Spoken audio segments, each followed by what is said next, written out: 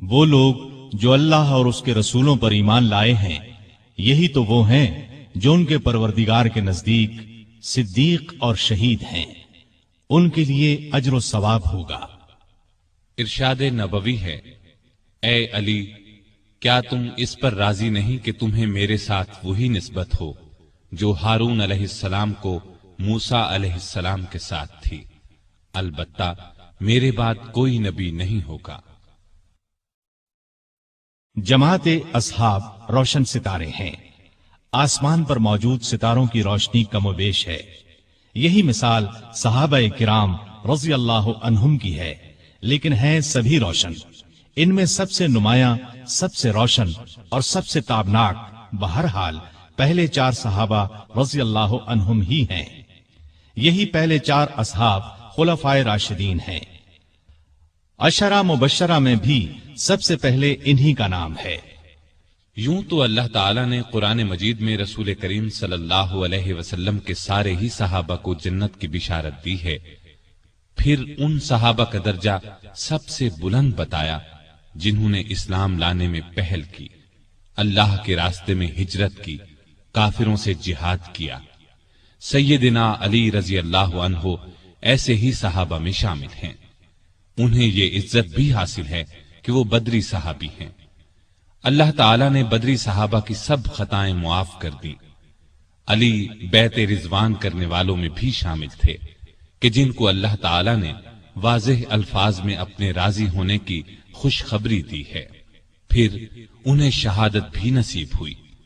مسلمانوں کا ایمان ہے کہ راہ حق میں شہید جنتی ہیں۔ ان سب باتوں کے علاوہ سیدنا علی رضی اللہ عنہ ان 10 صحابہ میں بھی شامل ہیں جنہیں دنیا میں جنتی ہونے کی بشارت دی گئی، یعنی عشرہ مبشرہ میں ہیں۔ ان تمام خصوصیات کے علاوہ آپ کی ایک خصوصیت یہ بھی ہے کہ نبی صلی اللہ علیہ وسلم نے اپنی پیاری بیٹی سیدہ فاطمہ رضی اللہ عنہا آپ کے نکاح میں دی۔ اس جلیل القدر ہستی کی زندگی کے اوراق آپ کے سامنے رکھتے ہیں۔ سیدنا علی بن ابی طالب رضی اللہ عنہ 6 صدی عیسوی کے آخری سال یعنی 600 عیسوی میں یا 601 عیسوی میں مکے میں پیدا ہوئے۔ اس وقت رسول کریم صلی اللہ علیہ وسلم کی عمر 30 سال کے قریب تھی، گویا علی رضی اللہ عنہ آپ سے 30 سال چھوٹے تھے۔ ہجری سن سیدنا علی کی پیدائش کے قریباً 23 سال بعد شروع ہوا، مطلب یہ کہ آپ نے ہجرت سے 23 سال پہلے اس دنیا میں آنکھ کھولی۔ والدہ نے نام اسد یا حیدر رکھا، لیکن والد نے علی نام رکھا، پھر اسی نام پر دونوں کا اتفاق ہو گیا، البتہ حیدر ان کا لقب ہو گیا۔ آپ کی کنیتیں ابو الحسن اور ابو تراب تھیں۔ ابو تراب کی کنیت نبی کریم صلی اللہ علیہ وسلم نے عطا فرمائی۔ آپ کے لقب اسد، مرتضی اور حیدر ہیں۔ سیدنا علی رضی اللہ عنہ رسول کریم صلی اللہ علیہ وسلم کے سگے چچا ابو طالب کے بیٹے تھے۔ ان کا خاندان وہی تھا جو آپ کا تھا، اور یہ قبیلہ قریش کا سب سے زیادہ عزت والا گھرانہ تھا۔ یہ گھرانہ بنو ہاشم کہلاتا تھا۔ گویا نبی کریم صلی اللہ علیہ وسلم بھی ہاشمی تھے اور سیدنا علی بھی ہاشمی تھے۔ سیدنا علی کے والد کا نام تو عبد مناف تھا، لیکن وہ اپنی کنیت ابو طالب سے مشہور تھے۔ رسول کریم صلی اللہ علیہ وسلم کے والد جناب عبداللہ ان کے سگے بھائی تھے۔ ان کا نسب اس طرح ہے: ابو طالب بیٹے تھے عبد المطلب کے، عبد المطلب بیٹے تھے ہاشم کے، ہاشم بیٹے تھے عبد مناف کے، اور عبد مناف بیٹے تھے قصی کے۔ ابو طالب مکے کے بزرگ اور سردار تھے، رسول اللہ صلی اللہ علیہ وسلم پر جان چھڑکتے تھے، آپ کو اپنی اولاد سے بھی زیادہ چاہتے تھے۔ آپ 25 سال کی عمر تک ابو طالب کے ساتھ ہی رہے، پھر ان کی اجازت سے مکے کی ایک نیک خاتون سیدہ خدیجہ رضی اللہ عنہا سے شادی کر لی اور الگ رہنے لگے۔ آپ نے نبوت کا اعلان کیا تو قریش جان کے دشمن بن گئے، لیکن یہ ابو طالب ہی تھے جو آپ کی حمایت میں اٹھ کھڑے ہوئے، ہر طرح سے آپ کا ساتھ دیا۔ علی رضی اللہ عنہ کی والدہ کا نام فاطمہ رضی اللہ عنہا تھا، وہ بھی ہاشمی تھیں۔ یہ آپ پر ایمان لے آئی تھیں، یہ بھی آپ سے حد درجے محبت کرتی تھیں۔ انہوں نے ہجرت بھی کی اور ہجرت کے 4 یا 5 سال بعد وفات پائی۔ सैयदना अली कोई 5 बरस के थे कि मुल्क में कहत पड़ गया। अबू तालिब पर एक बड़े कुनबे का बोझ था, इसलिए आप सल्लल्लाहु अलैहि वसल्लम ने उनसे अली को मांग लिया। उस वक्त से सैयदना अली आपके साथ रहने लगे। सैयदा खदीजा रज़ियल्लाहु अन्हा ने उनकी परवरिश और तरबियत में आपका बराबर साथ दिया। नबी करीम सल्लल्लाहु अलैहि वसल्लम ने नबूवत का ऐलान फरमाया तो उस वक्त सैयदना अली की उम्र करीबन 10 बरस थी। रसूलुल्लाह सल्लल्लाहु अलैहि वसल्लम की दावत पर उन्होंने फौरन इस्लाम कबूल कर लिया। इस तरह बच्चों में सबसे पहले उन्हीं को इस्लाम की दौलत नसीब हुई। अब वो भी आपके साथ नमाज पढ़ने लगे। एक दिन उनके वालिद अबू तालिब ने उन्हें आपके साथ नमाज पढ़ते देखा तो पूछा, बेटा ये दीन क्या है जिस पर तुम चल रहे हो? उन्होंने फौरन जवाब दिया, अब्बा जान, मैं अल्लाह और उसके रसूल पर ईमान ले आया हूँ, उनकी तस्दीक कर चुका हूँ और ये मैंने उनके साथ नमाज पढ़ी है। इस पर अबू तालिब ने कहा, मोहम्मद तुम्हें भलाई के सिवा किसी चीज की तरफ नहीं बुलाएंगे, तुम उनके साथ लगे रहो। सैयदना अली रजी अल्लाह अन्हु बचपन ही से नेक थे, बुतों से नफरत करते थे। रसूलुल्लाह सल्लल्लाहु अलैहि वसल्लम की तरबियत ने उन्हें इल्म का समुंदर बना दिया। लड़कपन ही में लिखना पढ़ना सीख लिया। उस जमाने में ये बहुत बड़ी खूबी की बात थी। उसी जमाने में उन्होंने हथियार चलाने और दुश्मन से लड़ने का ढंग भी सीख लिया। जवान होने तक उन्होंने सिपाहगरी के उसूल और कायदे पूरी तरह सीख लिए। कुश्ती में तो कोई उनसे जीत नहीं सकता था। वालिद की वफात के बाद सिर्फ 3 बरस मक्के में रहे। रसूल करीम सल्लल्लाहु अलैहि वसल्लम ने जब हिजरत की तो सैयदना अली को अपने बिस्तर पर सुलाया। लोगों की जो अमानतें आपके पास थीं, वो सब आपने अली के हवाले की और फरमाया, ये अमानतें इनके मालिकों को सौंप कर मदीने आ जाना। काफिरों ने उस वक्त आपके घर को घेर रखा था। आप सल्लल्लाहु अलैहि वसल्लम रात के वक्त घर से निकले तो अल्लाह ताला ने काफिरों की आंखों पर पर्दे डाल दिए और वो आपको न देख सके। सुबह उन्हें मालूम हुआ कि रसूलुल्लाह सल्लल्लाहु अलैहि वसल्लम मकान छोड़कर जा चुके हैं, तो वो बहुत झुंझलाए। उन्होंने अली को पकड़ लिया, आंखें निकाल कर बोले, बताओ तुम्हारे साहिब कहां हैं? इस पर सैयदना अली ने जवाब दिया, मुझे कुछ मालूम नहीं कि वो कहां हैं। ये जवाब सुनकर उन्हें सख्त गुस्सा आया, डांट डपट की। फिर उन्हें अपने साथ ले गए, एक जगह कैद कर दिया, लेकिन जब उनसे कुछ मालूम न हो सका तो छोड़ दिया। अब उन्होंने लोगों की अमानतें लौटाई। फिर मक्के से हिजरत करके आप सल्लल्लाहु अलैहि वसल्लम की खिदमत में हाजिर हुए। उस वक्त आप कुबा में तशरीफ फरमा थे। अली रजी अल्लाह अन्हु ने मक्के से कुबा तक का सफर पैदल तय किया। ये 350 मील का सफर है। कुबा पहुंचे तो पांव में छाले पड़ चुके थे। फिर आप रजी अल्लाह अन्हु नबी सल्लल्लाहु अलैहि वसल्लम के साथ मदीने आ गए। हिजरत के बाद सैयदना अली रजी अल्लाह अन्हु ने 35 बरस से कुछ ज्यादा मुद्दत मदीने में गुजारी। ये उनकी मदनी जिंदगी कहलाई। हिजरत से कुछ अरसा बाद नबी सल्लल्लाहु अलैहि वसल्लम ने मस्जिद नबवी की तामीर फरमाई। इस तामीर में रसूलुल्लाह सल्लल्लाहु अलैहि वसल्लम और दूसरे सहाबा ने भी हिस्सा लिया। वो ईंटें और गारा ढोते वक्त अशआर पढ़ते, जिनका मतलब है, जो मस्जिद तामीर करता है खड़े होकर और बैठकर मशक्कत बर्दाश्त करता है, और जो गर्दो गुबार और मिट्टी से बचने के लिए इससे जी चुराता है, वो दोनों बराबर नहीं हो सकते। मस्जिद के साथ रसूलुल्लाह सल्लल्लाहु अलैहि वसल्लम के रहने के लिए चंद हुजरे भी तामीर हुए। सैयदना अली रज़ियल्लाहु अन्हु भी यहीं आ गए। हिजरत के बाद आपने भाईचारा कराया तो अली को अपना भाई बनाया। हिजरत के दूसरे साल आपने अपनी प्यारी बेटी सैयदा फातिमा रज़ियल्लाहु ताला अन्हा की शादी अली से कर दी। उस वक्त सैयदना अली के पास एक जिरा और एक घोड़े के सिवा कुछ नहीं था। उन्होंने ये जिरा सैयदना उस्मान के हाथ 480 दिरहम में फरोख्त कर दी। सैयदना उस्मान रज़ियल्लाहु अन्हु ने ये रकम उन्हें दे दी और जिरा भी ये कहकर लौटा दी कि ये मेरी तरफ से तोहफा है। इस रकम से उन्होंने शादी का सामान खरीदा और घर की जरूरत के लिए भी रकम बचाई। नबी करीम सल्लल्लाहु अलैहि वसल्लम ने सहाबा को जमा फरमाया, उनके सामने निकाह पढ़ाया। रुखसती चंद माह बाद हुई। زرہ کی قیمت میں سے جو رقم بچی تھی اس سے سیدنا علی نے ولیمے کی دعوت کا انتظام کیا۔ اس دعوت میں کھجوریں، جو کی روٹی، پنیر اور ایک خاص قسم کا شوربہ تھا۔ نبی کریم صلی اللہ علیہ وسلم نے رخصتی کے وقت اپنی بیٹی کو یہ چیزیں دی: ایک چارپائی، ایک بستر، چمڑے کا ایک تکیا جس میں کھجور کی چھال بھری ہوئی تھی، پانی کا ایک مشکیزہ، مٹی کے 2 گھڑے، اناج پیسنے کی ایک چکی، مٹی کا ایک پیالہ اور 2 چادریں۔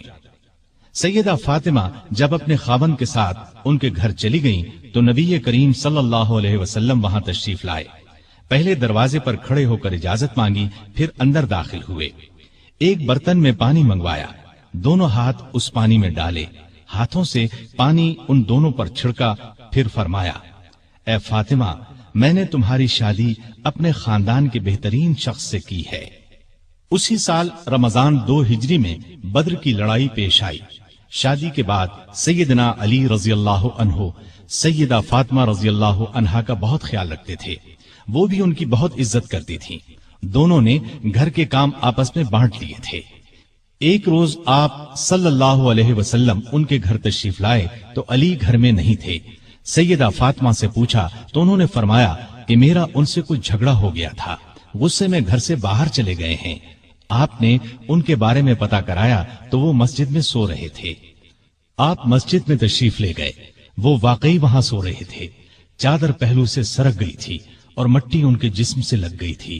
آپ مٹی پوچھنے لگے اور فرمایا: ابو تراب اٹھو، ابو تراب اٹھو۔ اس روز سے آپ کا لقب ابو تراب مشہور ہو گیا۔ تراب مٹی کو کہتے ہیں، یعنی مٹی والا۔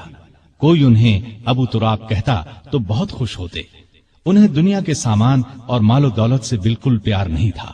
ان کی زندگی فقیرانہ تھی، محنت مزدوری کر کے روزی کماتے تھے، روکھی سوکھی کھا کر گزارا کرتے تھے۔ لڑائی کے میدان میں جاتے تو فرمایا کرتے تھے: لڑائی کے میدان میں مجھے پرواہ نہیں ہوتی کہ موت میری طرف آ رہی ہے یا میں موت کی طرف بڑھ رہا ہوں۔ اسی دلیری کی وجہ سے آپ رضی اللہ عنہ اسد اللہ کے لقب سے مشہور ہوئے۔ بدر کی لڑائی میں سیدنا علی بھی شریک ہوئے۔ ان کے ہاتھ میں ایک جھنڈا تھا۔ دونوں لشکر آمنے سامنے ہوئے تو کافروں کے لشکر سے عتبہ، شیبہ اور ولید میدان میں نکلے اور مسلمانوں کو مقابلے کے لیے للکارا۔ مسلمانوں کی طرف سے بھی 3 انصاری جوان، عوف، معوذ اور عبداللہ بن رواحہ رضی اللہ عنہم میدان میں آ گئے، لیکن ان تینوں کو دیکھ کر کافروں نے ان سے لڑنا اپنی شان کے خلاف سمجھا۔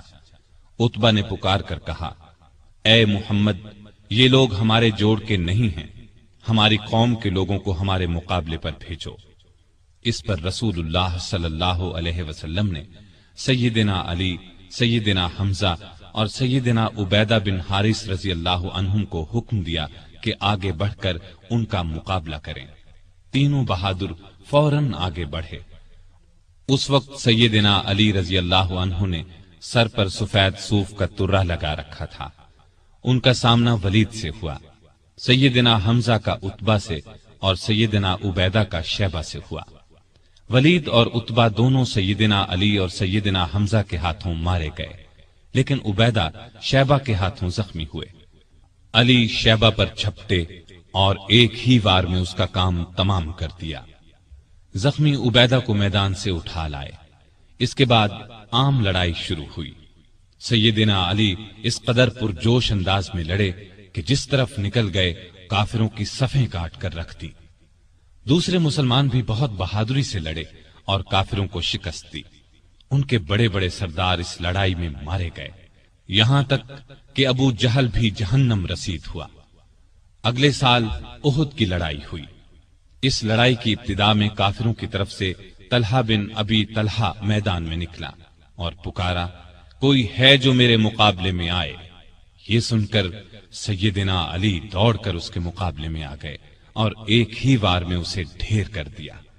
پھر طلحہ کا ایک بھائی ابو سعید نکلا، سیدنا علی ہی نے اس پر بھی تلوار کا ایک وار کیا، وہ زمین پر گر پڑا اور سعد بن ابی وقاص کے ہاتھوں مارا گیا۔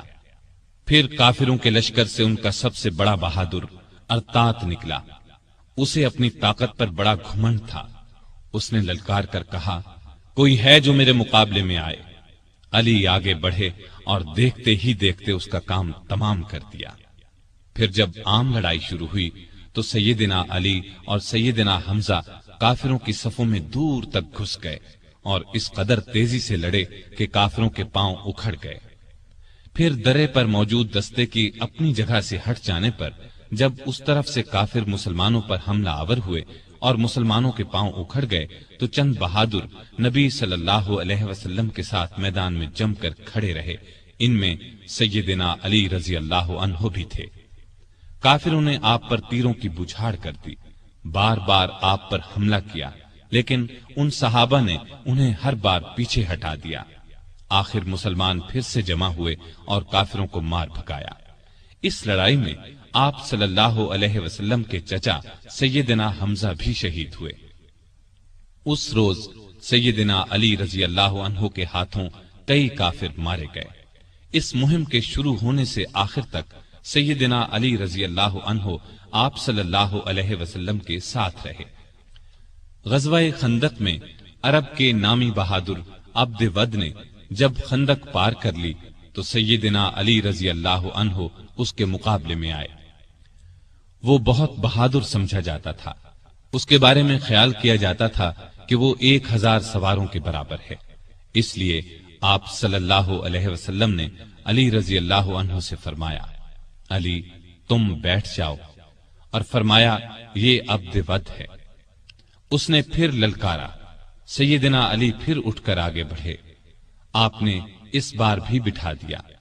تیسری بار پھر اس نے مسلمانوں کو للکارا، اس بار سیدنا علی رضی اللہ عنہ نے عرض کیا، اے اللہ کے رسول صلی اللہ علیہ وسلم، میں جانتا ہوں یہ عبد ود ہے، آپ مجھے اس سے مقابلے کی اجازت دیں۔ اب آپ صلی اللہ علیہ وسلم نے اجازت دے دی، اپنی تلوار حضرت علی رضی اللہ عنہ کو عنایت فرمائی، اپنے پاک ہاتھوں سے ان کے سر پر پگڑی باندھی۔ علی رضی اللہ عنہ دوڑتے ہوئے گئے اور عبد ود سے بولے، میں نے سنا ہے تم نے لوگوں سے کہہ رکھا ہے کہ جو شخص میرے سامنے 3 باتیں پیش کرے تو میں ان میں سے ایک کو منظور کرتا ہوں۔ اس نے کہا، ہاں یہ ٹھیک ہے۔ اس پر سیدنا علی رضی اللہ عنہ نے اس سے کہا، تب پھر میں بھی 3 باتیں پیش کرتا ہوں۔ پہلی یہ کہ تو اسلام قبول کر لے۔ اس نے انکار کیا۔ انہوں نے دوسری بات پیش کی، مسلمانوں سے مت لڑ، واپس چلا جا۔ اس نے اس سے بھی انکار کیا۔ تب سیدنا علی رضی اللہ عنہ نے گرج کر کہا، تب پھر آ مجھ سے مقابلہ کر لے۔ عبد ود یہ سن کر ہنس پڑا، کہنے لگا، میں کبھی سوچ بھی نہیں سکتا تھا عرب میں مجھ سے کبھی کوئی لڑنے کی جرأت کرے گا۔ یہ کہہ کر وہ گھوڑے سے اتر آیا اور بولا، تم کون ہو؟ سیدنا علی رضی اللہ عنہ نے فرمایا، میرا نام علی بن ابی طالب ہے۔ عبد ود یہ سن کر کہنے لگا، تمہارے والد میرے دوست تھے، اس لیے میں تم سے لڑنا نہیں چاہتا۔ یہ سن کر سیدنا علی رضی اللہ عنہ نے فرمایا، لیکن اے اللہ کے دشمن، میں تم سے لڑنا چاہتا ہوں۔ اب عبد ود بپھر گیا اور آگے بڑھ کر علی پر تلوار کا وار کیا۔ علی رضی اللہ عنہ نے ڈھال آگے کر دی۔ وار اس قدر زبردست تھا کہ تلوار ڈھال کو کاٹ کر ان کی پیشانی پر جا لگی، وہ زخمی ہو گئے۔ زخم کھا کر وہ شیر کی طرح جھپٹے اور عبد ود پر ایسا وار کیا کہ تلوار اس کے کندھے کو کاٹتی سینے تک آ گئی، وہ وہیں ڈھیر ہو گیا۔ اس کے گرتے ہی سیدنا علی رضی اللہ عنہ نے زور سے نعرہ تکبیر بلند کیا۔ اب عبد ود کے کچھ ساتھی آگے بڑھے، لیکن وہ بھی اللہ کے شیر کے آگے نہ ٹھہر سکے، بھاگ نکلے۔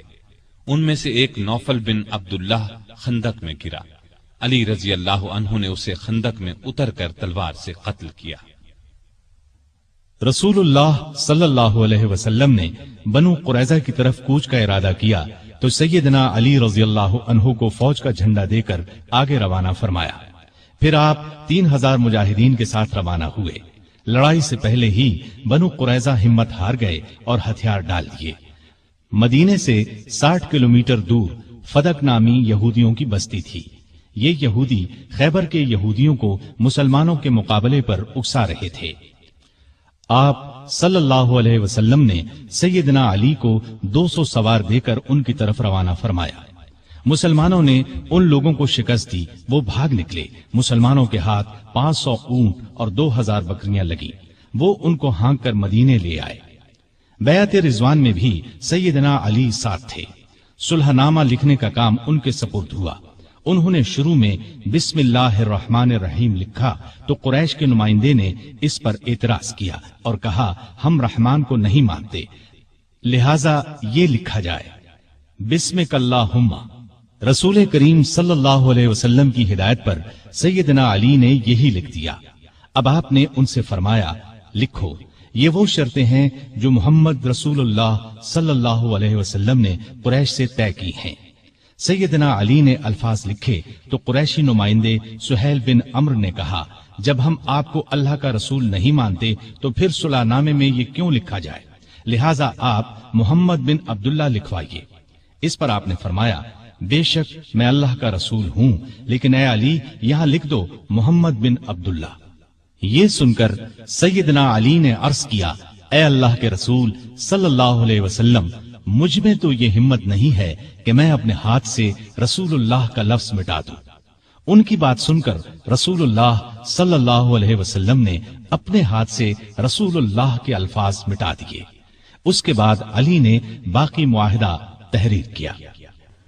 جن یہودیوں کو شرارتوں کی وجہ سے مدینے سے نکالا گیا تھا وہ خیبر کے قلعوں میں جمع ہو گئے۔ بہت سے یہودی وہاں پہلے سے تھے۔ یہ سب مسلمانوں کے خلاف سازشوں سے باز نہیں آ رہے تھے، چنانچہ آپ نے ان کی سرکوبی کا فیصلہ فرمایا۔ وہ مدینے پر حملہ کرنے کی تیاریوں میں بھی مصروف تھے۔ رسول کریم صلی اللہ علیہ وسلم 1600 صحابہ کے ساتھ خیبر کی طرف روانہ ہوئے۔ سب قلعے ایک ایک کر کے فتح ہو گئے، لیکن ایک قلعہ جس کا نام قموس تھا فتح ہونے میں نہ آیا۔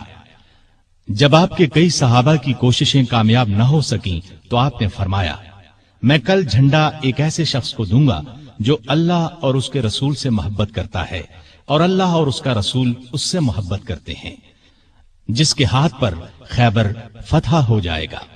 دوسرے دن جب تمام صحابہ اس جھنڈے کے منتظر تھے، کیونکہ وہ سب اللہ اور اس کے رسول سے محبت کرتے تھے، رسول اللہ صلی اللہ علیہ وسلم نے پوچھا علی کہاں ہیں؟ بتایا گیا ان کی آنکھیں دکھتی ہیں۔ آپ نے انہیں بلایا، آنکھوں میں اپنا لعاب لگایا، وہ اسی وقت ٹھیک ہو گئیں۔ آپ نے انہیں جھنڈا دے کر قموس کی طرف روانہ فرمایا۔ اس قلعے کا حاکم مرحب تھا، یہودیوں کے نامی گرامی بہادروں میں سے ایک۔ سیدنا علی قموس کے سامنے پہنچے تو مرحب زرہ لگا کر اکڑتا ہوا باہر نکلا۔ سیدنا علی کو مقابل دیکھا اور بولا کیا مسلمانوں کی فوج میں تم سے بہتر کوئی آدمی نہیں؟ خیبر جانتا ہے کہ میں مرحب ہوں، ہتھیار بند، بہادر، تجربے کار اور لڑائی کے بھڑکتے شعلوں کا مقابلہ کرنے والا۔ سیدنا علی نے اس کے جواب میں فرمایا میں وہ شخص ہوں کہ میری ماں نے میرا نام حیدر رکھا، جنگل کے شیر کی طرح ہیبت ناک اور بہادر، میں دشمن کو آنکھ جھپکنے میں ختم کر دیتا ہوں۔ مرحب نے آگے بڑھ کر تلوار کا وار کیا، سیدنا علی تیزی سے ایک طرف ہو گئے، پھر انہوں نے مرحب پر ایسا بھرپور وار کیا کہ ان کی تلوار اس کے خود کو کاٹ کر کھوپڑی میں اتر گئی۔ پھر فوج کو لے کر آگے بڑھے، قلعے کا دروازہ توڑ کر اندر گھس گئے۔ اس طرح قموس بھی فتح ہو گیا، سارے خیبر پر مسلمانوں کا قبضہ ہو گیا۔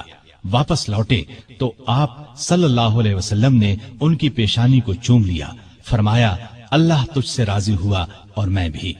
سیدنا علی یہ سن کر رونے لگے، یہ رونا خوشی کا تھا۔ اس موقع پر کچھ لوگ جو حبشہ میں رہ گئے تھے لوٹ آئے، ان میں سیدنا علی کے بھائی جعفر بن ابی طالب رضی اللہ عنہ بھی تھے۔ ان کے آنے کی بھی سب کو بہت خوشی تھی۔ کئی سال کے بچھڑے بھائی ایک دوسرے سے ملے تو آنکھوں سے آنسو بہ نکلے۔ 7 ہجری میں رسول اللہ صلی اللہ علیہ وسلم اپنے بہت سے صحابہ کے ساتھ عمرے کے لیے روانہ ہوئے، ان میں علی بھی شامل تھے۔ عمرے سے فارغ ہو کر مسلمان 3 دن بعد مکے سے نکل آئے اور مدینے کی طرف روانہ ہوئے۔ غزوہ موتا میں آپ کے بھائی جعفر بن ابی طالب شہید ہو گئے تو آپ کو بہت صدمہ ہوا۔ نبی کریم صلی اللہ علیہ وسلم نے آپ کو دلاسا دیا۔ ان کی شہادت کے بعد جعفر بن ابی طالب کے بچوں کی پرورش علی نے کی۔ ان کے بیٹے عبداللہ جوان ہوئے تو سیدنا علی نے اپنی بیٹی زینب کی شادی ان سے کی۔ مکے کی فتح کے موقع پر بھی سیدنا علی ساتھ تھے۔ کعبے میں رکھے ہوئے بتوں کو آپ نے توڑنا شروع کیا تو سیدنا علی نے اس کام میں آپ کا ہاتھ بٹایا۔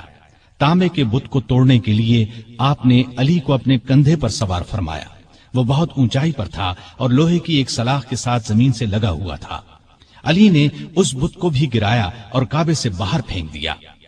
مسلمانوں نے مکہ فتح کیا تو قبیلہ حوازن کے لوگ بھڑک اٹھے، ایک بڑا لشکر تیار کر کے مسلمانوں پر حملے کا ارادہ کیا۔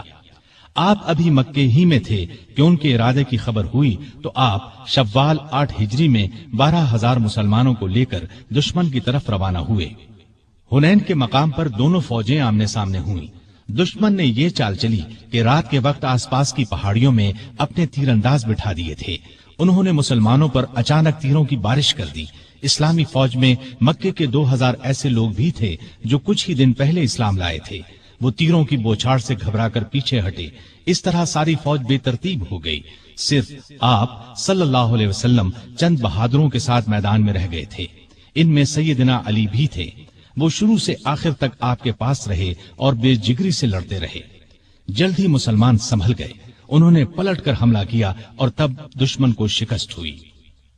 9 ہجری میں آپ صلی اللہ علیہ وسلم نے سیدنا علی کو 150 سوار دے کر یمن کے قبیلہ بنو طے کی طرف روانہ کیا۔ وہ لوگ مسلمانوں کی آمد کی خبر سن کر بھاگ گئے۔ علی رضی اللہ عنہ نے بنو طے کا بت خانہ گرا دیا، بت توڑ ڈالے۔ اس لڑائی کے بعد مشہور سخی حاتم طائی کی بیٹی اور بیٹا عدی مسلمان ہو گئے۔ فتح مکہ کے بعد یہ خبر سننے میں آئی کہ روم کا بادشاہ مسلمانوں پر حملہ کرنے کے لیے پر تول رہا ہے۔ نبی صلی اللہ علیہ وسلم نے خود آگے بڑھ کر اسے روکنے کا فیصلہ کیا۔ آپ صلی اللہ علیہ وسلم نے اس موقع پر سیدنا علی کو اپنا قائم مقام بنایا اور خود 30,000 فوج لے کر روانہ ہوئے۔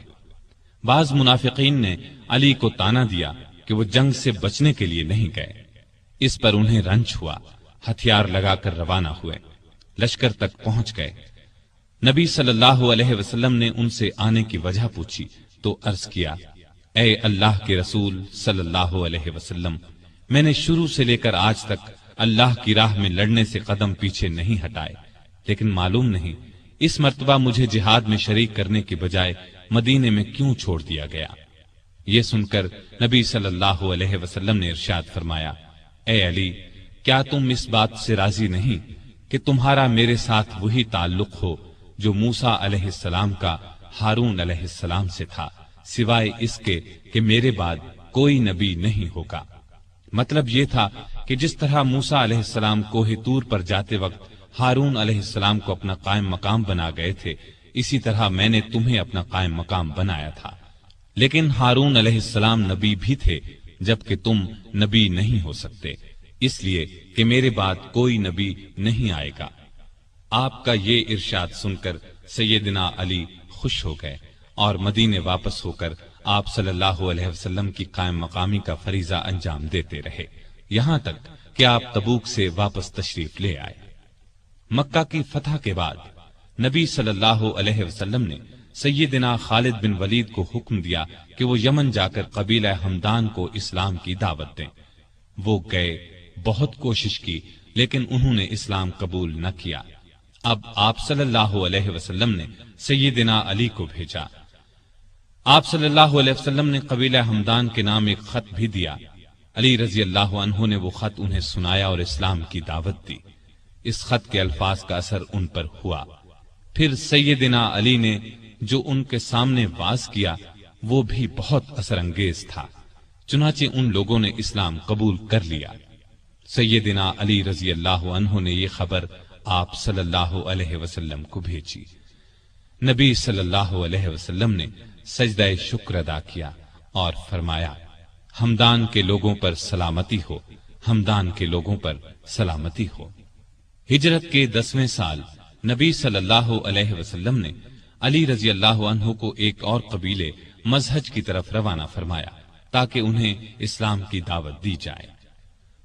آپ صلی اللہ علیہ وسلم نے ہدایت فرمائی کہ اس وقت تک تلوار نہ اٹھائی جائے جب تک تم پر کوئی حملہ نہ کرے۔ سیدنا علی رضی اللہ عنہ 300 سواروں کے ساتھ مزہج کے علاقے میں پہنچے۔ وہ لوگ لڑنے پر تلے ہوئے تھے، چنانچہ زبردست مارکا ہوا۔ آخر وہ لوگ بھاگ نکلے۔ اس کے بعد قبیلے کے سردار اور بہت سے دوسرے لوگ خود علی رضی اللہ عنہ کی خدمت میں حاضر ہوئے اور مسلمان ہو گئے۔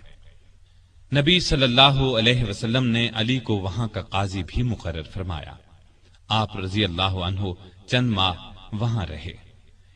اس دوران میں سیدنا علی رضی اللہ عنہ نے مقدمات کے فیصلے بھی کیے۔ ہجرت کے 10ویں سال رسول کریم صلی اللہ علیہ وسلم نے حج کیا۔ سیدنا علی بھی یمن سے آ کر اس یادگار حج میں شریک ہوئے۔ انہوں نے رسول اللہ صلی اللہ علیہ وسلم کے حکم پر قربانی کے اونٹوں کا گوشت تقسیم کیا۔ حج سے واپس آنے کے کچھ ہی عرصے بعد نبی صلی اللہ علیہ وسلم بیمار ہوئے۔ ہجرت کے 11ویں سال آپ صلی اللہ علیہ وسلم اس دنیا سے تشریف لے گئے۔ یہ صدمہ علی رضی اللہ عنہ کی زندگی کا سب سے بڑا صدمہ تھا۔ انہوں نے عباس رضی اللہ عنہ، ان کے 2 بیٹوں قسم اور فضل رضی اللہ عنہم اور ایک انصاری صحابی کے ساتھ مل کر آپ صلی اللہ علیہ وسلم کو غسل دیا۔ اس وقت انہوں نے نبی صلی اللہ علیہ وسلم کے جسم اطہر کو اپنے بدن سے لگا رکھا۔ قبر مبارک تیار ہو گئی تو سیدنا علی نے فضل بن عباس، اسامہ بن زید اور عبد الرحمن بن عوف رضی اللہ عنہم کے ساتھ مل کر نبی صلی اللہ علیہ وآلہ وسلم کو قبر میں اتارا۔ آپ صلی اللہ علیہ وسلم کے بعد مسلمانوں نے سیدنا ابو بکر صدیق رضی اللہ عنہ کو خلیفہ چن لیا۔ 6 ماہ بعد سیدہ فاطمہ رضی اللہ عنہا بھی اس دنیا سے رحلت کر گئیں۔ ابو بکر کو علی سے بہت محبت تھی، ان کی بہت عزت کرتے تھے، خلافت کے کاموں میں ان سے مشورے بھی لیتے تھے۔ علی بھی ان سے اسی طرح محبت کرتے تھے۔ مرتد ہو جانے والوں سے جنگ ہوئی تو علی نے بھی دوسرے صحابہ کے ساتھ مل کر ان کا مقابلہ کیا۔ ابو بکر رضی اللہ عنہ نے وفات پائی تو حضرت علی رضی اللہ عنہ ان کے دروازے پر آئے اور فرمایا، آپ پر اللہ کی رحمت ہو، آپ رسول اللہ صلی اللہ علیہ وسلم کے پیارے ساتھی اور مدد کرنے والے، اللہ سے سب سے زیادہ ڈرنے والے اور سب سے بڑھ کر دین کو نفع پہنچانے والے تھے۔ اس کے بعد دیر تک ان کی خوبیوں اور بھلائیوں کا ذکر کرتے رہے۔ ابو بکر کی وفات کے بعد عمر فاروق رضی اللہ عنہ خلیفہ بنے۔ انہوں نے مجلس شورا قائم کی تو اس میں علی رضی اللہ عنہ کو بھی شامل کیا۔ ان کی خلافت کا زمانہ 10.5 برس تک رہا۔ اس زمانے میں بھی آپ رضی اللہ عنہ سے باقاعدہ مشورے لیے جاتے رہے۔ عمر فاروق رضی اللہ عنہ ان کے مشوروں کو بہت اہمیت دیتے تھے۔ جن جھگڑوں کا فیصلہ دوسرے صحابہ نہیں کر پاتے تھے وہ سیدنا علی رضی اللہ عنہ کے سامنے پیش کیے جاتے تھے۔ عمر فرمایا کرتے تھے، ہم میں سے سب سے بڑے قاضی علی رضی اللہ عنہ ہیں۔ ایک مرتبہ عمر رضی اللہ عنہ نے کوئی فیصلہ دیا تو علی نے اس کے خلاف رائے دی۔ عمر نے ان کی رائے کو درست قرار دیا۔ سیدنا عمر کے دل میں علی کی نہ صرف بہت محبت تھی بلکہ وہ ان کی بہت عزت بھی کرتے تھے۔ انہیں علی پر پورا بھروسہ تھا۔ 16 ہجری میں بیت المقدس تشریف لے گئے تو سیدنا علی کو اپنا قائم مقام بنایا۔ سیدنا عمر کے زمانے میں سب سے بڑی لڑائی نہامند کی لڑائی سمجھی جاتی ہے۔ اس موقع پر ایرانیوں کا بہت بڑا لشکر جمع ہو گیا تھا۔ سیدنا عمر نے سیدنا علی کو مسلمانوں کے لشکر کا سپہ سالار بنانا چاہا لیکن انہوں نے مدینے سے باہر جانے سے انکار کر دیا۔ پھر عمر نے خود سالار بن کر جانے کا ارادہ کیا تو سیدنا علی نے اس کا بھی مشورہ نہ دیا اور فرمایا، آپ مدینے کو ہرگز نہ چھوڑیں۔ عمر رضی اللہ عنہ کو علی کا یہ مشورہ بھی ماننا پڑا۔ سیدنا عمر نے اپنی وفات سے پہلے خلافت کے لیے 6 صحابہ کے نام تجویز کیے تھے کہ مسلمان ان 6 میں سے کسی کو خلیفہ بنا لے۔ ان میں ایک نام علی کا تھا، دوسرا نام سیدنا عثمان کا تھا، باقی 4 نام یہ تھے: سعد بن ابی وقاص، عبد الرحمن بن عوف، زبیر بن عوام اور طلحہ بن عبید اللہ رضی اللہ عنہم۔ ان چاروں نے اپنے نام واپس لے لیے تو خلافت کے لیے صرف 2 نام رہ گئے، سیدنا عثمان اور سیدنا علی۔ ان لوگوں نے آخر سیدنا عثمان کے بارے میں فیصلہ دیا۔ اس طرح مسلمانوں کے تیسرے خلیفہ سیدنا عثمان ہوئے۔ اس دوران میں بھی ان دونوں کے تعلقات بہت خوشگوار رہے۔ سیدنا عثمان کو کوئی شرعی سزا دینے کا مسئلہ پیش آتا تو سیدنا علی کے ذریعے فیصلہ کراتے۔ ہر سال حج کے لیے جاتے وقت سیدنا علی کو بھی ساتھ لے جاتے۔ علی نے ہمیشہ انہیں اچھے مشورے دیے۔ جس زمانے میں سیدنا عثمان کے خلاف سازش شروع ہوئی تو علی نے سازش کی آگ کو بجھانے کے لیے عثمان کو بہت مشورے دیے۔ مصر کے باغی مدینے پر چڑھائے تو سیدنا علی نے انہیں سمجھا بجھا کر واپس روانہ کیا۔ وہ لوگ تو سیدنا عثمان کے خون کے پیاسے تھے۔ رات کی تاریکی میں پھر لوٹ آئے۔ کوفے اور بصرے کے باغیوں نے بھی ان کا ساتھ دیا۔ انہوں نے سیدنا عثمان کے گھر کو گھیر لیا۔ اس وقت بھی سیدنا علی نے انہیں سمجھانے کی بہت کوشش کی۔ وہ نہ مانے تو اپنے بیٹوں سیدنا حسن اور سیدنا حسین رضی اللہ عنہما کو سیدنا عثمان کی حفاظت کے لیے ان کے دروازے پر مامور فرمایا۔ ایک مرتبہ بڑی مشکل سے سیدنا عثمان تک پانی پہنچایا۔ اس جھڑپ میں حسن زخمی ہوئے۔ پھر کچھ باغی دیوار پھاند کر اندر داخل ہوئے اور سیدنا عثمان کو شہید کر دیا۔ ان کی شہادت کے بعد مدینے کی حالت عجیب تھی۔ شہر پر ان باغیوں کا قبضہ تھا۔ ہر طرف افراتفری کا عالم تھا۔ لاکھوں مربع میل پر پھیلی ہوئی اسلامی سلطنت کا کوئی سربراہ نہیں تھا۔ ان سب کا خیال تھا کہ اس نازک وقت میں علی رضی اللہ عنہ ہی خلافت کے لائق ہیں۔ آخر سیدنا علی سے درخواست کی گئی کہ وہ خلافت کی ذمہ داری سنبھالے، لیکن انہوں نے صاف انکار کر دیا۔ ان کے انکار سے حالات اور بھی نازک ہو گئے، اس لیے کہ خلافت کی جگہ زیادہ دن تک خالی نہیں چھوڑی جا سکتی تھی۔ اب مہاجرین، انصار اور مدینے میں موجود تمام لوگوں نے سیدنا علی سے سخت اصرار کیا کہ وہ خلیفہ بننا منظور کر لیں۔ یہ درخواست کرنے والوں میں باغی بھی شامل تھے۔ آخر سیدنا علی کو ان سب کی بات ماننا پڑی اور خلافت کا بوجھ اٹھانے کے لیے تیار ہو گئے۔ چنانچہ سیدنا عثمان کی شہادت کے 3 دن یا 6 دن بعد مدینے میں موجود تمام لوگوں نے مسجد نبوی میں سیدنا علی کے ہاتھ پر بیعت کر لی۔ اس طرح وہ مسلمانوں کے چوتھے خلیفہ راشد بنے۔ وہ 4.25 سال تک خلیفہ رہے۔ اس ساری مدت وہ سخت مشکلات میں گھرے رہے۔ کوئی اور ہوتا تو شاید ہمت ہار جاتا، لیکن وہ اللہ کے بھروسے پر تمام مشکلات اور مصیبتوں کا آخری دم تک بڑے حوصلے اور پامردی کے ساتھ مقابلہ کرتے رہے۔ خلیفہ بنتے ہی سب سے پہلی مشکل یہ پیش آئی کہ عثمان کے قاتلوں کو کس طرح پکڑا جائے۔ سیدنا عثمان کی شہادت کوئی معمولی واقعہ نہیں تھی۔ جو ہی سیدنا عثمان کی شہادت کی خبر چاروں طرف پھیلی، لاکھوں مسلمان غم اور غصے سے تڑپ اٹھے۔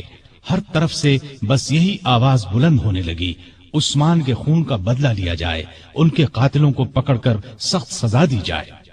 سیدنا علی رضی اللہ عنہ بھی قاتلوں کو پکڑنا چاہتے تھے، لیکن مشکل یہ تھی کہ جو لوگ سیدنا عثمان رضی اللہ عنہ کے مکان کو گھیرنے میں شریک تھے، ان کی تعداد ہزاروں میں تھی۔ ان میں سے قاتلوں کو تلاش کرنا آسان کام نہ تھا۔ کسی خاص شخص کے خلاف موقع کا کوئی گواہ موجود نہ تھا۔ سیدنا عثمان رضی اللہ عنہ کی شہادت کے وقت صرف ان کی زوجہ محترمہ نائلہ رضی اللہ عنہا ان کے پاس موجود تھی۔ شوہر کو بچانے کی کوشش میں ان کے ہاتھ کی 3 انگلیاں کٹ گئی تھیں۔ ان سے پوچھا گیا تو انہوں نے صرف اتنا بتایا کہ 3 آدمی اندر آئے تھے۔ ان میں سے ایک محمد بن ابی بکر تھے۔ یہ ابو بکر کے چھوٹے بیٹے تھے۔ والد کی وفات کے بعد ان کی پرورش سیدنا علی نے کی تھی۔ ان کے علاوہ 2 آدمیوں کے بارے میں نائلہ رضی اللہ عنہا نے بتایا کہ وہ انہیں نہیں پہچانتی۔ علی رضی اللہ عنہ نے محمد بن ابی بکر کو پکڑ کر پوچھا تو انہوں نے کہا، میں مکان میں داخل ضرور ہوا تھا، لیکن جب عثمان رضی اللہ عنہ نے مجھ سے فرمایا کہ بھتیجے تمہارے والد زندہ ہوتے تو انہیں تمہاری یہ حرکت پسند نہ آتی، تو میں شرمندہ ہو کر پیچھے ہٹ گیا اور باہر نکل گیا۔ نائلہ رضی اللہ عنہا نے بھی محمد بن ابی بکر کی بات کی تصدیق کی۔ غرض اس طرح اصل قاتلوں کا پتہ نہ چل سکا اور سیدنا علی رضی اللہ عنہ کوئی کاروائی نہ کر سکے۔ بہت سے لوگ اس موقع پر اس شک میں مبتلا ہو گئے کہ سیدنا علی رضی اللہ عنہ جان بوجھ کر قاتلوں کو نہیں پکڑ رہے۔ اس شک کی ایک وجہ یہ تھی کہ سارے باغی علی رضی اللہ عنہ کی بیعت کر چکے تھے اور بہت سے تو ان کی فوج میں شامل ہو گئے تھے۔ اس وقت کے حالات یہ اجازت نہیں دیتے تھے کہ ان سب کو چن چن کر فوج سے نکال دیا جائے۔ اسلام کا قانون بھی یہ اجازت نہیں دیتا کہ گواہی کے بغیر کسی کو قاتل ٹھہرایا جائے۔ تاہم اکثر لوگ سیدنا علی کی مشکلات سے پوری طرح آگاہ تھے۔ علی سے یہ بات ثابت ہے کہ قسم اٹھا کر فرماتے تھے کہ میں عثمان کی شہادت سے بالکل بری ہوں۔ اس زمانے میں آپ نے یہ قدم اٹھایا کہ سیدنا عثمان کے گورنروں کو ہٹا کر ان سب کی جگہ نئے گورنر مقرر فرمائے۔ نئے گورنر اپنے اپنے صوبے اور علاقے میں پہنچ گئے۔ پرانے گورنروں نے ان کے لیے جگہ چھوڑ دی۔ امیر معاویہ رضی اللہ عنہ نے گورنری سے دستبردار ہونے سے انکار کر دیا۔ ان کی جگہ سیدنا علی نے سہل بن حنیف کو شام کا گورنر مقرر فرمایا تھا۔ یہ جب شام کی سرحد پر پہنچے تو امیر معاویہ رضی اللہ عنہ کی فوج نے انہیں واپس جانے پر مجبور کر دیا، اور سیدنا معاویہ نے ان کے ذریعے سیدنا علی رضی اللہ عنہ کو یہ پیغام پہنچایا: جب تک عثمان کے قاتلوں کو نہیں پکڑا جائے گا وہ گورنری سے دستبردار نہیں ہوں گے۔ گویا سیدنا علی کے راستے میں سب سے پہلی یہ رکاوٹ پیش آئی۔ ابھی وہ اس کی طرف پوری طرح توجہ نہیں دے سکے تھے کہ ایک اور مشکل پیش آ گئی۔ سیدنا عثمان کی شہادت سے پہلے امت کی ماں سیدہ عائشہ رضی اللہ عنہا حج کے لیے مکہ گئی تھی۔ حج کے بعد مکے سے واپس آ رہی تھی کہ راستے میں ان کے ایک قریبی رشتہ دار ملے۔ انہوں نے بتایا کہ سیدنا عثمان شہید کر دیے گئے ہیں اور لوگوں نے سیدنا علی کے ہاتھ پر بیعت کر لی ہے، لیکن مدینے میں ابھی تک فتنہ اور فساد پھیلا ہوا ہے۔ یہ خبر سن کر وہ مکے کی طرف واپس پلٹ گئیں۔ اتنے میں مدینے سے سیدنا طلحہ اور سیدنا زبیر بھی ان کے پاس پہنچ گئے۔ یہ دونوں بہت اونچے مرتبے کے بزرگ تھے، عشرہ مبشرہ میں سے تھے۔ انہوں نے بھی یہی بتایا کہ مدینے کے لوگ فسادیوں کے ہاتھوں پریشان ہیں، نہ تو وہ اپنی حفاظت کر سکتے ہیں اور نہ ان میں سیدنا عثمان کے خون کا بدلہ لینے کی طاقت ہے۔ مکے کے لوگوں نے ام المومنین عائشہ رضی اللہ عنہا سے واپسی کا سبب پوچھا تو انہوں نے فرمایا: عثمان مظلوم شہید کر دیے گئے اور فتنہ دبتا ہوا نظر نہیں آتا ہے، اس لیے تم فتنے کو دور کرنے اور شہید خلیفہ کے قاتلوں سے بدلہ لینے کے لیے تیار ہو جاؤ۔ اسی طرح اسلام کی عزت بچائی جا سکتی ہے۔ اس پر ہزارہا مسلمان سیدہ عائشہ، زبیر اور طلحہ کے ساتھ ہو لیے۔ اس لشکر نے بصرہ پہنچ کر اس پر قبضہ کر لیا۔ جب سیدنا علی کو خبر ملی تو وہ بھی اپنا لشکر لے کر بصرہ کے قریب پہنچ گئے اور صلح کی کوشش شروع کر دی۔ دوسری طرف سیدہ عائشہ نے اپنے آنے کی وجہ بیان فرمائی، علی نے اپنی مجبوری اور مشکلات بیان فرمائی۔ دونوں نے ایک دوسرے کی بات کو اچھی طرح سمجھ لیا اور قریب تھا کہ صلح ہو جاتی، لیکن بدقسمتی سے دونوں طرف کی فوجوں میں کچھ بدنیت منافق لوگ شامل تھے۔ انہیں اپنا فائدہ اس میں نظر آ رہا تھا کہ صلح نہ ہو، لہٰذا انہوں نے رات ہی کو جنگ چھیڑ دی۔ علی یہ سمجھے کہ عائشہ نے جنگ شروع کر دی، عائشہ یہ سمجھی کہ علی نے جنگ شروع کر دی ہے۔ اس طرح دونوں فوجوں میں جنگ شروع ہو گئی۔ دونوں فوجوں میں سخت لڑائی ہوئی۔ اس میں آخر کار سیدنا علی کو فتح ہوئی۔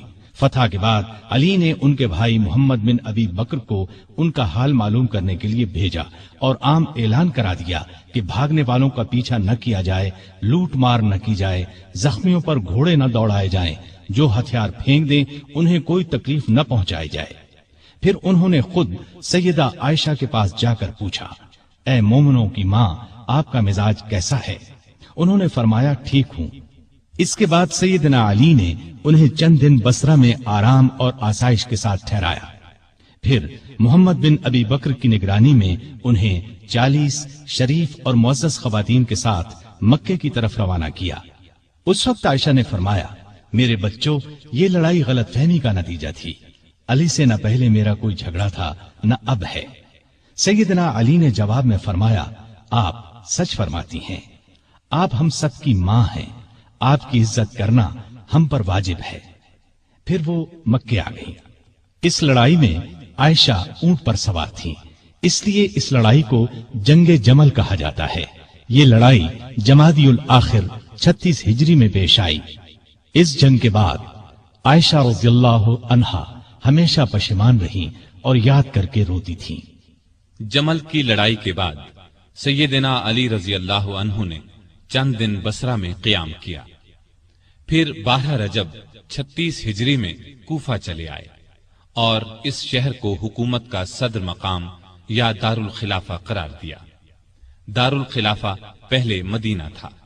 یہ فیصلہ انہوں نے اس لیے کیا کہ مدینے کو فساد اور جھگڑوں سے بچایا جا سکے۔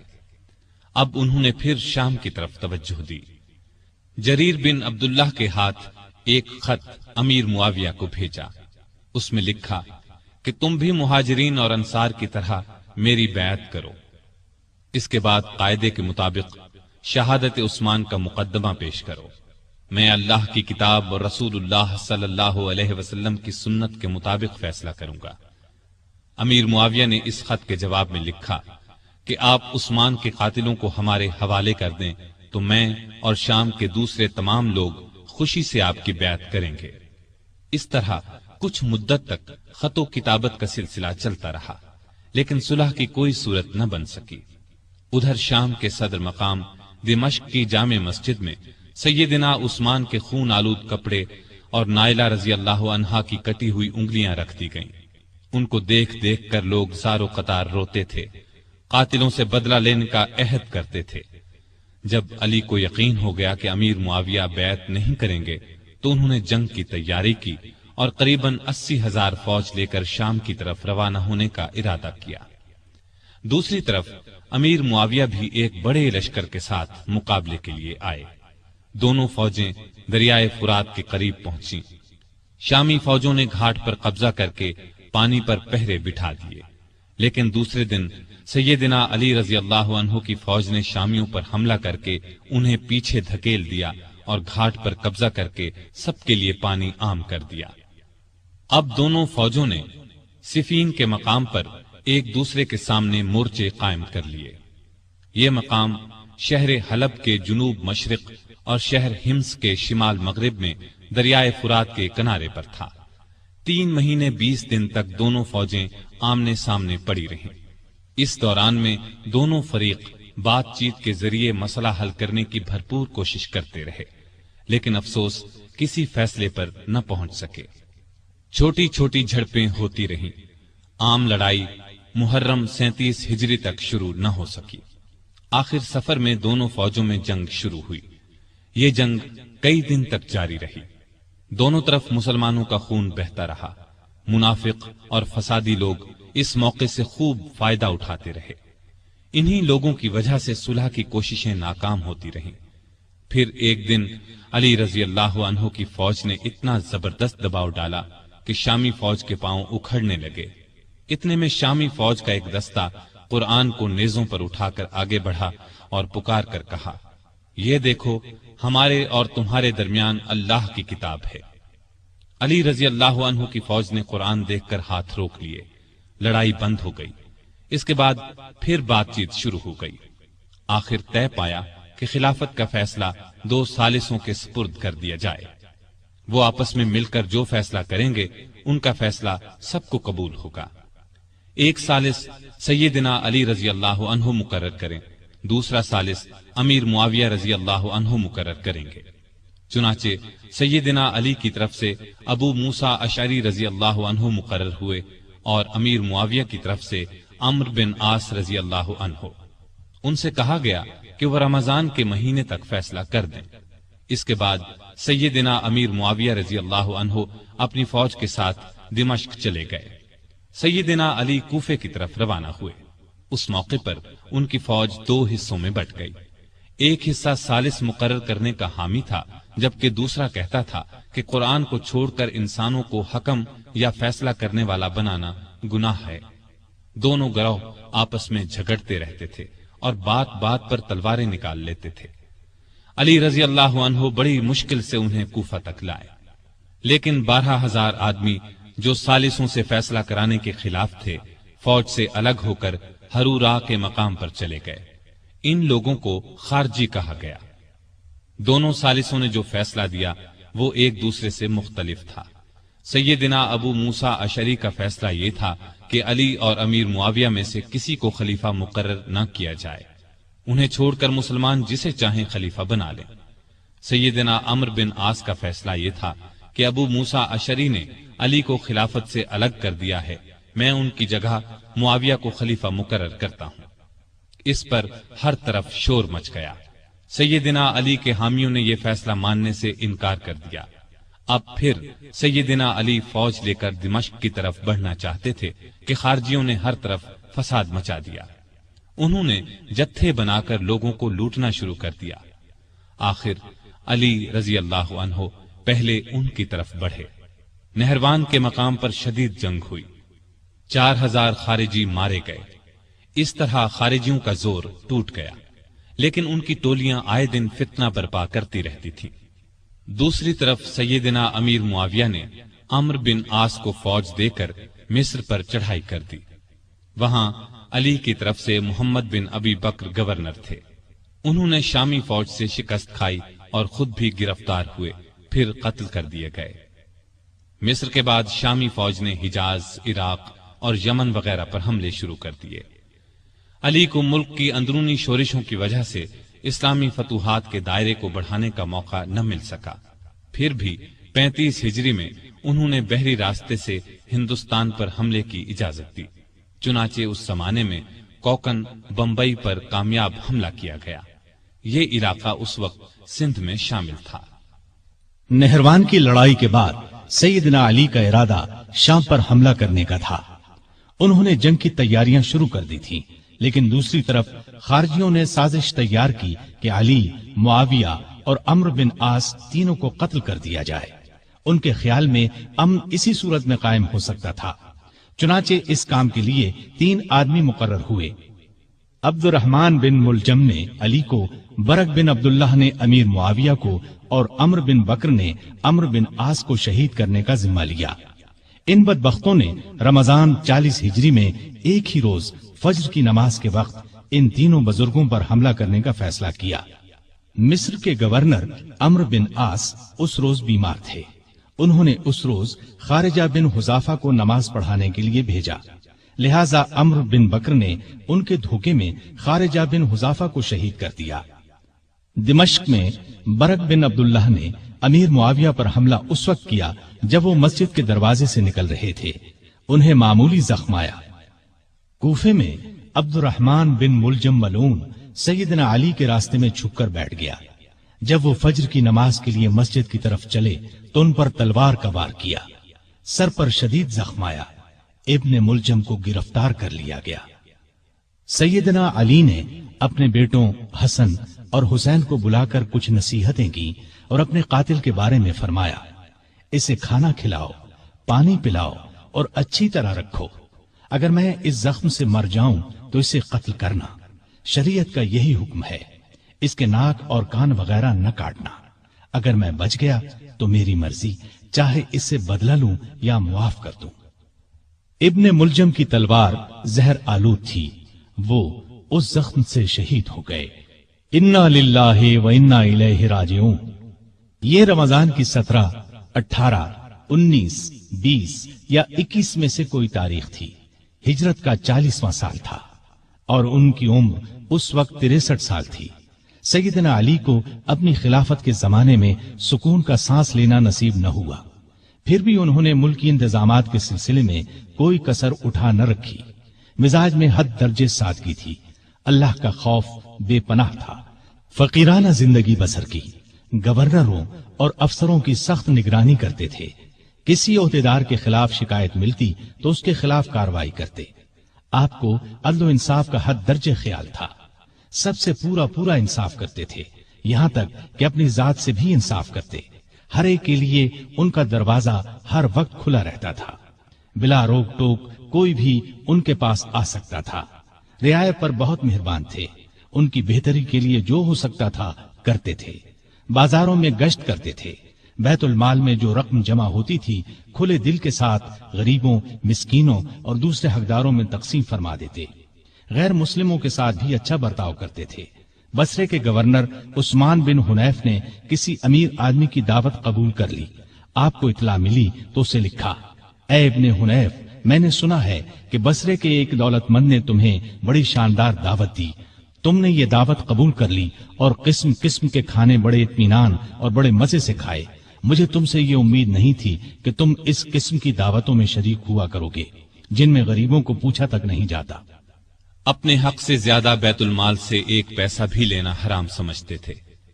ملک کی حفاظت کے لیے چھوٹی بڑی فوجی چھاونیاں قائم کی، کئی مضبوط قلعے بنوائے، دریائے فرات پر ایک پل بنوایا، بعض جگہوں پر مسجدیں بھی بنوائیں، عمر بھر کسی نہ کسی صورت دین کی خدمت کرتے رہے۔ کافروں کے خلاف تمام بڑی بڑی لڑائیوں میں رسول اللہ صلی اللہ علیہ وسلم کے ساتھ رہے، ہر لڑائی میں جان ہتھیلی پر رکھ کر لڑے، یمن کے ہزاروں لوگوں کو اپنی کوششوں سے مسلمان بنایا۔ ان کو ایک بار اطلاع ملی کہ کچھ لوگ ہیں جو انہیں معبود مانتے ہیں، آپ نے ان لوگوں کو پکڑوایا اور سخت سزا دی، البتہ جن لوگوں نے توبہ کی انہیں چھوڑ دیا۔ سیدنا علی رضی اللہ عنہ نے مثالی زندگی بسر کی، تمام زندگی معمولی سے مکان میں رہے، دروازے پر کوئی دربان نہیں ہوتا تھا، شان اور شوکت سے نفرت تھی، کپڑوں میں پیوند لگے ہوتے، پیوند خود ہی لگا لیتے، دکانداروں کو چیک کرتے تھے، اپنا وظیفہ اور دوسری آمدنی خیرات کر دیتے تھے۔ ایک دن اپنے خادم قمبر کو بازار لے گئے، اپنے لیے موٹا جھوٹا کپڑا خریدا، اس کے لیے قیمتی۔ اس نے کہا، میرے لیے ایسے کپڑے کی کیا ضرورت تھی؟ آپ نے فرمایا، بھئی تم جوان ہو، تمہارے لیے اچھا کپڑا ہونا چاہیے، میرا کیا ہے، بوڑھا ہوں، بازار سے سودا خود لاتے۔ زریر نامی شخص نے آپ کے دسترخوان پر سادہ کھانا دیکھ کر کہا، آپ کو پرندوں کا گوشت پسند نہیں؟ آپ نے فرمایا، خلیفہ کو مسلمانوں کے مال میں صرف 2 پیالوں کا حق ہے، ایک خود کھائے یا اپنے بچوں کو کھلائے، دوسرا اللہ کی مخلوق کے سامنے پیش کر دے۔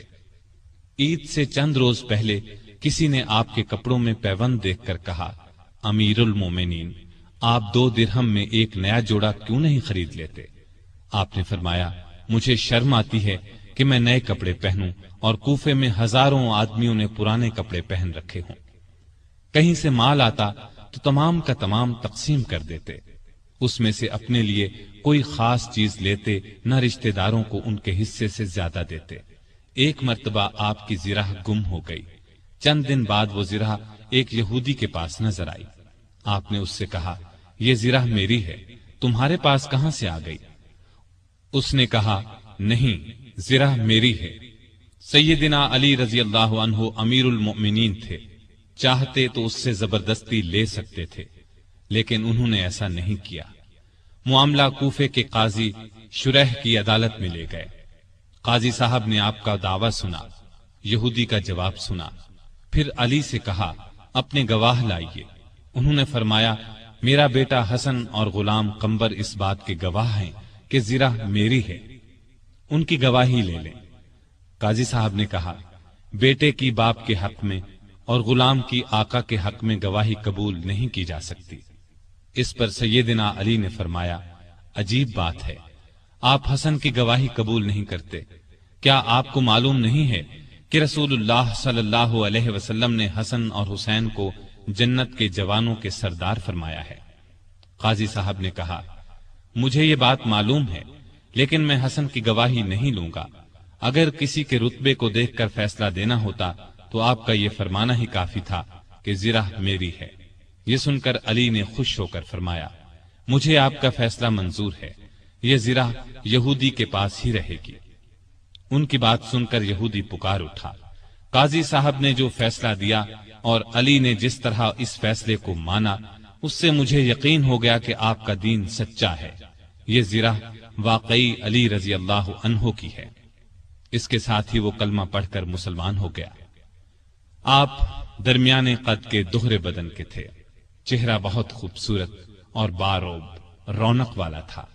خیبر کی لڑائی کے موقع پر رسول اللہ صلی اللہ علیہ وسلم نے آپ کو دعا دی تھی، اے اللہ، علی سے گرمی سردی کا اثر دور کر دے۔ اس دعا کا یہ اثر تھا کہ آپ ہر موسم میں ہر طرح کا کپڑا پہن لیتے تھے، ضرورت کے وقت آپ محنت مزدوری کر لیتے تھے۔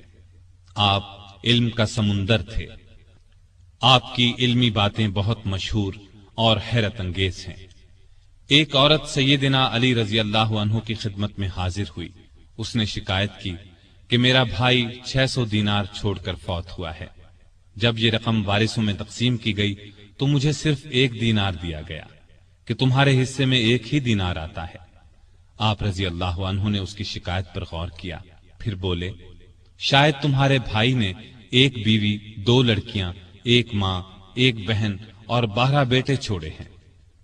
عورت نے حیران ہو کر کہا آپ کا اندازہ بالکل درست ہے۔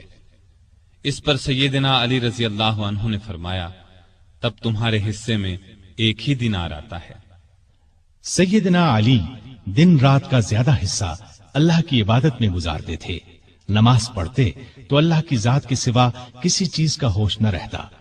صدیق اکبر، فاروق اعظم اور عثمان ذو النورین رضی اللہ عنہم اپنے دور خلافت میں سیدنا علی سے خاص معاملات میں مشورہ کرتے تھے۔ شجاعت سیدنا علی کا خاص وصف تھا۔ اتنے بہادر اور نڈر تھے کہ طاقتور سے طاقتور دشمن کی پرواہ نہیں کرتے تھے۔ تبوک کے علاوہ قریب قریب ہر لڑائی میں وہ شریک رہے۔ انہیں اللہ کا شیر لقب ملا۔ نہتے پر وار نہیں کرتے تھے۔ ایک لڑائی میں اپنے دشمن کو گرا لیا، اسے قتل کرنے لگے تو اس نے ان کے منہ پر تھوک دیا، وہ فوراً اس کے سینے سے اتر آئے، اس کی جان بخش دی۔ کسی نے پوچھا آپ نے اسے کیوں چھوڑ دیا؟ فرمایا میں تو اس سے اللہ کے لیے لڑ رہا تھا، اس نے جو حرکت کی تو اس پر مجھے غصہ آ گیا، اب میں اسے قتل کرتا تو گویا اس قتل میں میرا غصہ بھی شامل ہوتا، اس کا مطلب یہ ہوتا کہ میں نے اسے اپنی ذات کے لیے قتل کیا ہے۔ سیدنا علی کی بہادری کے واقعات ہمیشہ تابندہ رہیں گے۔ ان کو رسول اللہ صلی اللہ علیہ وسلم سے بہت محبت تھی۔ رسول اللہ کو بھی سیدنا علی اور آپ کی اولاد سے بہت محبت تھی۔ سیدنا حسن اور حسین کو رسول کریم صلی اللہ علیہ وسلم اپنے کندھوں پر اٹھاتے اور فرمایا کرتے تھے اے اللہ میں ان دونوں سے محبت کرتا ہوں، جو ان سے محبت کرے تو بھی اس سے محبت کر، اور جو ان سے بغض رکھے تو بھی انہیں مبغوض رکھ۔ سیدہ فاطمہ سے سیدنا علی کے ہاں 3 بیٹے اور 2 بیٹیاں ہوئیں۔ ان کے نام یہ ہیں حسن، حسین، محسن، زینب اور ام کلثوم۔ محسن بچپن میں فوت ہوئے۔ سیدہ فاطمہ کی زندگی میں سیدنا علی نے دوسری شادی نہیں کی۔ ان کی وفات کے بعد کئی شادیاں کی، جن سے 11 لڑکے اور 15 لڑکیاں ہوئیں۔ اس طرح ان کے کل 14 لڑکے اور 17 لڑکیاں ہوئیں۔ آپ کے چند حکیمانہ اقوال یہ ہیں: غریب وہ ہے جس کا کوئی دوست نہ ہو، گناہوں پر شرمندہ ہونا ان کو مٹا دیتا ہے، اور نیکیوں پر مغرور ہونا ان کو برباد کر دیتا ہے۔ علم مال سے بہتر ہے، اس لیے کہ علم تمہاری حفاظت کرتا ہے، جبکہ مال کی حفاظت تمہیں کرنا پڑتی ہے۔ جو چیز نہ آتی ہو اس کے سیکھنے میں شرم نہ کرو۔ کسی سوال کا جواب نہ آتا ہو تو یہ کہنے میں نہ شرماؤ کہ میں نہیں جانتا۔ سخاوت وہ ہے جو مانگنے سے پہلے ہو۔ معاف کر دینا بہت اچھا انتقام ہے۔ مصیبت میں گھبرانا سب سے بڑی مصیبت ہے۔ لالچ سے کچھ روزی بڑھ نہیں جاتی، لیکن انسان کی قدر گھٹ جاتی ہے۔ بات کہنے والے کو نہ دیکھو بلکہ بات کو دیکھو۔ نیکی کی کوئی قدر کرے نہ کرے، تم نیکی کیے جاؤ۔ سخت ترین گناہ وہ ہے جو کرنے والے کے نزدیک معمولی ہو۔ مصیبتوں کا مقابلہ صبر سے کرو اور نعمتوں کی حفاظت شکر سے کرو۔